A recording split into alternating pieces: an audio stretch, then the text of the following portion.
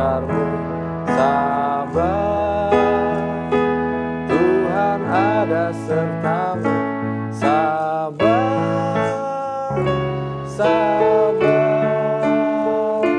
Tuhan beri kuat padamu. Shalom sahabat Morning Grace yang Tuhan kasihi. Lagu yang indah bahwa sabar Tuhan memberikan kekuatan kepada kita dalam susah sukarmu. Itulah yang menguatkan kita pagi hari ini. Sebelum kita mendalami kembali bagaimana Tuhan memberikan kekuatan, kesabaran bagi kita, marilah kita meminta pertolongan Tuhan agar kita dapat memahami firman Tuhan dan menghayati kesabaran. Mari kita berdoa. Tuhan, kami bersyukur hari ini Tuhan berikan anugerah kepada kami, menyegarkan kami, memanggil kami untuk bersabar dalam susah sukar kami. Di dalamnya Engkau memberi kekuatan kepada kami. Biarlah apa yang ada di dalam pujian tadi semakin lengkap ketika kami membaca merenungkan firman Tuhan, menghayati firman itu dan menemukan kekuatan untuk bersabar di dalam Tuhan. Kami buka firman-Mu dengan segala kerendahan hati, biarlah Roh-Mu yang kudus menyegarkan dan menguatkan kami. Dalam Kristus kami berdoa. Amin. Saudara yang terkasih, kita membaca bagian firman Tuhan yang pagi ini atau hari ini diambil dari 1 Samuel 1 ayat 14 sampai dengan 17. Lalu kata Eli kepadanya, "Berapa lama lagi engkau berlaku sebagai orang mabuk? Lepaskanlah dirimu daripada mabukmu." Tetapi Hana menjawab, "Bukan tuanku. Aku seorang perempuan yang sangat bersusah hati. Anggur ataupun minuman yang memabukkan tidak kuminum, melainkan aku mencurahkan isi hatiku di hadapan Tuhan. Janganlah anggap hamba-Mu ini seorang perempuan dursila, sebab karena besarnya cemas dan sakit hati, aku berbicara demikian lama." Jawab Eli, "Pergilah dengan selamat, dan Allah Israel akan memberikan kepadamu apa yang engkau minta daripadanya." Saudara yang dikasih oleh Tuhan, bagaimana mungkin kita tetap ramah, tetap sabar di tengah-tengah kehidupan yang penuh dengan kekecewaan, penuh dengan amarah. Bagaimana kita tetap ramah kepada orang yang mengejek kita, yang menganggap kita rendah, yang memandang kita sebelah mata, yang menghambat kita bahkan menyakiti hati kita, mungkin keluarga kita. Apakah mungkin? Jawabannya ternyata meski sulit, tetapi mungkin. Dalam Alkitab kita menemukan seorang ibu yang disangka atau ya seperti seolah-olah diejek sebagai seorang pemabuk, padahal ia sedang berdoa. Ia tidak membalas ejekan itu dengan sanggahan kemarahan. Ia tidak membalas dengan merendahkan orang yang salah memahami tentang apa yang sedang dilakukannya. Kalau kita membaca kembali tadi dalam 1 Samuel 1 ayat 14, Imam Eli berkata kepada Hana, sebab Hana ini sedang berbicara dengan komat kamit atau mulutnya itu bergerak terus, tetapi disangkanya dia sedang mabuk di dalam bait suci.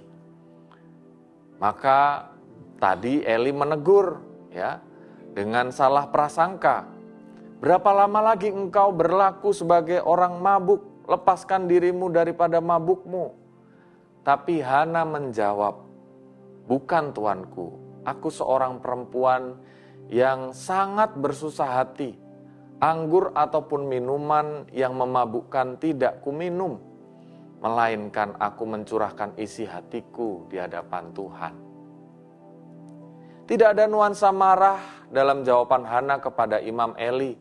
Betapapun Eli menghampirinya dengan nuansa yang merendahkan atau mungkin salah prasangka, tetapi ia tetap menaruh hormat dan ia meminta doa kepada Imam Eli belas kasihan karena ia tahu bahwa Imam Eli adalah perpanjangan suara Tuhan, tangan Tuhan baginya.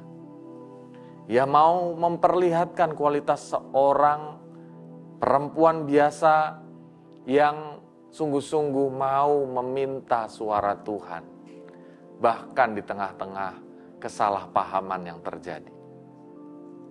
Hana bersikap ramah bukan karena ia tak punya masalah, tetapi justru ketika ia punya masalah diejek oleh istri muda suaminya.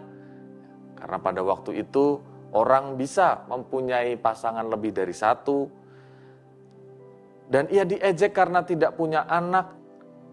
Dia diejek oleh masyarakat sekitarnya karena orang yang tidak memiliki anak, seorang perempuan tidak memiliki anak itu adalah semacam aib dalam kehidupan masyarakat saat itu. Dan pada waktu itu, punya anak adalah sebuah tanda ia diberkati Tuhan. Di rumah diejek, di tetangga diejek, bahkan dalam nuansa rohani pun ia merasa diejek atau sedang dihakimi. Tetapi yang memampukan Hana untuk tetap ramah dalam keadaan yang penuh ejekan serta bentuk-bentuk amarah yang ada adalah ketika ia membawa semua luka hati, kekecewaan itu kepada Tuhan. Dia tidak menjadi hakim bagi sesamanya. Dia juga tidak rendah diri. Tetapi ia membawa semua kepada Tuhan dan Tuhan memampukan Hana untuk memulihkan hati yang penuh dengan luka itu. Hati yang dipulihkan kemudian memancarkan sinarnya tersendiri. Karena ternyata Tuhan mendengar dan Tuhan menjawab melalui pengalaman Hana yang mengucapkan keluhan hati kepada Tuhan. Karena itu menarik bahwa ketika ia bertahan, sabar, dan ia sungguh-sungguh membawa semua kepada Tuhan, setahun kemudian mengandunglah Hana dan melahirkan seorang anak laki-laki. Ia menamai anak itu Samuel sebab katanya, aku telah memintanya daripada Tuhan. Dan kita tahu dalam sejarah Israel, Samuel kemudian menjadi seorang nabi yang sangat memberkati kehidupan umat Israel. Oleh karena itu, saudara-saudara, biarlah kita belajar dari Hana dalam memelihara hati, sebab apa yang ada di dalam hati itu memancarkan isi dari benak kita kepada Tuhan. Apakah kebencian, apakah dendam, kemarahan, atau ketekunan, kesabaran, kepercayaan kepada Tuhan. Apabila ada banyak pengalaman yang menyakitkan hidup kita, jangan biarkan kita justru mengumbar luka kita, sehingga luka itu justru semakin tidak sembuh. Jangan biarkan bahwa perilaku kita justru melukai orang lain. Kita ingin membalas luka yang kita rasakan, supaya orang lain pun merasakan hal yang sama. Tetapi justru kita percaya kepadanya, bersabar kepada Tuhan, kepada sesama kita percaya kepada Tuhan, dan akhirnya kita melihat sukacita, damai sejahtera, dan janji-janji pemeliharaan Tuhan itu nyata. Saudaraku, ingatkah kita akan seorang presenter ternama dunia bernama Oprah Winfrey? Dia adalah seorang perempuan yang nampaknya juga harus bersabar seumur hidupnya, sejak kecil sampai ia dewasa. Saat dia kecil, dia mengalami kekerasan dari keluarganya. Dia mengalami pelecehan seksual dari saudara atau keluarga besarnya. Dia mengalami pendidikan yang sangat keras dari ayahnya. Dia tidak diterima saat mendaftar bekerja di stasiun-stasiun televisi karena diskriminasi ras dan warna kulit. Dia seorang wanita yang memiliki kulit hitam.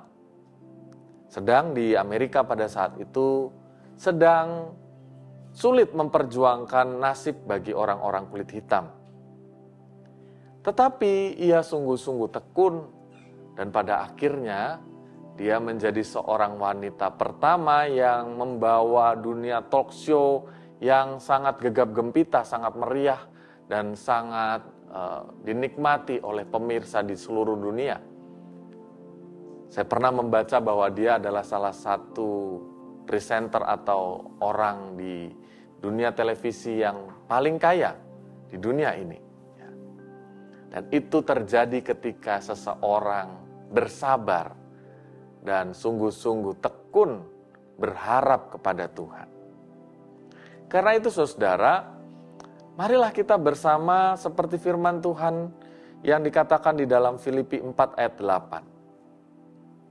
Jadi akhirnya saudara-saudara, semua yang benar, semua yang mulia, semua yang adil, semua yang suci, semua yang manis, semua yang sedap didengar, semua yang disebut kebajikan dan patut dipuji, pikirkanlah semuanya itu.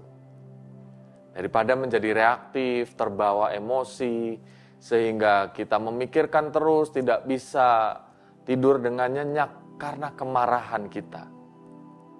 Tetapi lebih baik kita memikirkan apa yang benar, yang mulia, yang adil, yang suci, yang manis, yang sedap didengar, yang disebut kebajikan, patut dipuji, sehingga hati kita penuh dengan damai sejahtera. Tidak bergantung pada apa yang terjadi di sekitar kita, tetapi karena pilihan hati kita untuk bersabar dan percaya pada kasih penyertaan Tuhan.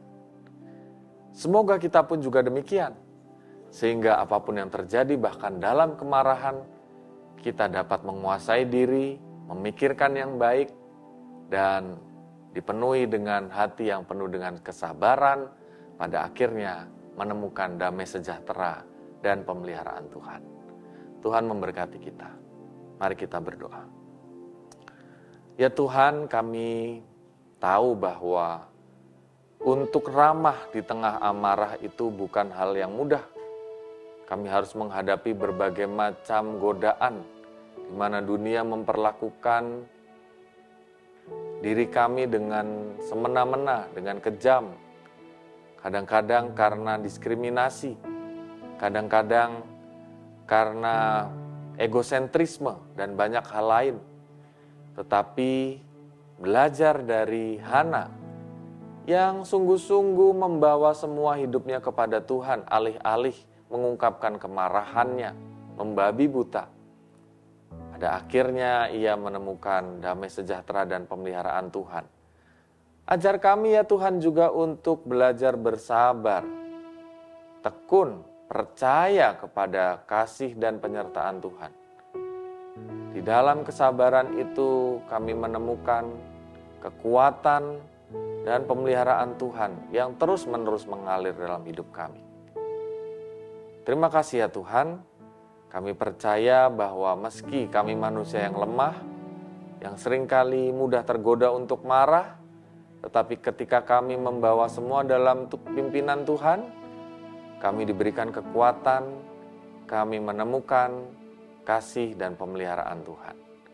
Kami bawa semua hidup kami dalam pimpinan-Mu, berkati dan kuatkan kami untuk terus bersabar di tengah-tengah setiap situasi yang kami alami. Dalam Kristus kami berdoa. Amin.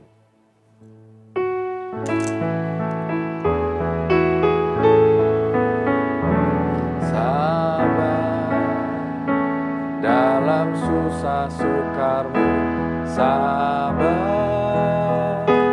Tuhan ada sertamu, sabar.